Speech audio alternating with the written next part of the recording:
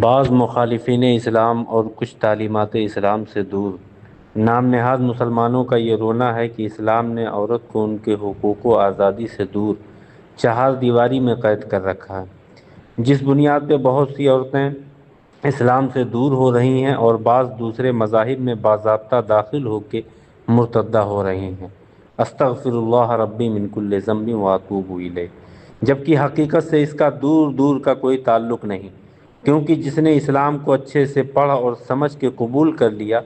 وہ جان و مال تو دے سکتے ہیں لیکن مذہب اسلام سے یکسر منہ انحراف نہیں کر سکتے۔ اب رہی بات حقوق و عزت اور آزادی نسواں کی، تو اسلام نے عورت کو جو حقوق، عزت اور آزادی بخشی ہے دوسرے مذاہب میں اس کا عشر اشیر بھی نہیں۔ اللہ جل شانہ فرماتا وعاشرہن بالمعروف، اور ان عورتوں کے ساتھ حسن سلوک کرو۔ عورت فطری طور سے مرد کے مقابل نازک بدن و نازک مزاج ہے، پھر بھی بہت سی صورتوں میں برابری کے حقوق بخشے ہیں، اور صدیوں سے مرد کی قید و غلامی سے نکال کے ہننا لباس لکم وانتم لباس لہن کی صورت قرآن نے میاں بیوی کو ایک دوسرے کا لباس بتایا۔ گویا مختصر ترین الفاظ میں میاں بیوی کو ایک دوسرے کی ضرورت اور ایک دوسرے کا رازدار بنا کے رشتے میں پختگی فرما دی، اور دونوں کو ایک دوسرے کے لیے باعث فرحت و سکون بتایا۔ حضور نبی کریم صلی اللہ علیہ وسلم نے حجۃ الوداع کے خطبہ عالیہ میں ارشاد فرمایا کہ عورتوں کے معاملے میں خدا سے ڈرو، تمہارا عورتوں پر حق ہے اور عورتوں کا تم پر حق ہے۔ دائرۂ اسلام میں رہتے ہوئے عورتوں کو مختلف قسم کے حقوق اور آزادی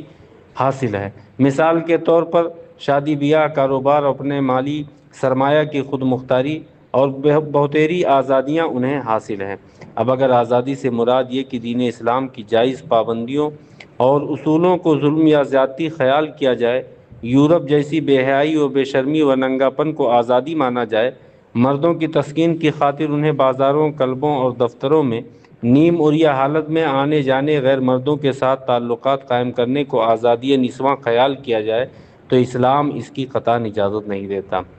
یاد کریں وہ دور جس دور میں عورت ہونا کسی گناہ کبیرہ سے کم نہیں سمجھا جاتا تھا۔ بیٹی کی صورت کسی کے گھر میں کلی کھلے تو اسے یا تو زندہ دفن کر دیتے تھے یا پھر پال کے زندگی بھر ذلیل و خوار کیا کرتے تھے۔ یہی عورت اگر ماں کی صورت ہو تو اس کی ہی سگی اولادیں بھرے بازار میں بولیاں لگا کے بیچ دیا کرتے تھے، اور اگر اسی عورت کا شوہر انتقال کر جائے تو اسے شوہر کے ساتھ زندہ جلا دیا کرتے تھے، اور اگر جلنے سے بچ جائے تو اس کے سائے سے بھی لوگ کتراتے تھے۔ ایسے پرآشوب زمانے میں محسن انسانیت صلی اللہ علیہ وسلم نے قرآن و اسلام کی خوبصورت تعلیمات کی روشنی میں ایک بیٹی کو رحمت بنا کے پیش کیا، ایک باپ کے لیے بیٹی کو جگر کا ٹکڑا بتایا۔ یہی عورت اگر بیوی کی صورت ہو تو آدھا ایمان اور شریک حیات کا درجہ دیا جاتا ہے، اور اگر یہی عورت ماں ہو تو سبحان اللہ، اولادوں کے لیے ان کے قدموں تلے جنت ہی رکھ دی۔ اس لیے ہم کہتے ہیں اسلام زندہ باد، تعلیمات اسلام پائندہ باد۔ اسلام کی فطرت میں قدرت نے لچک دی ہے، تم جتنا دباؤ گے اتنا ہی یہ ابھرے گا۔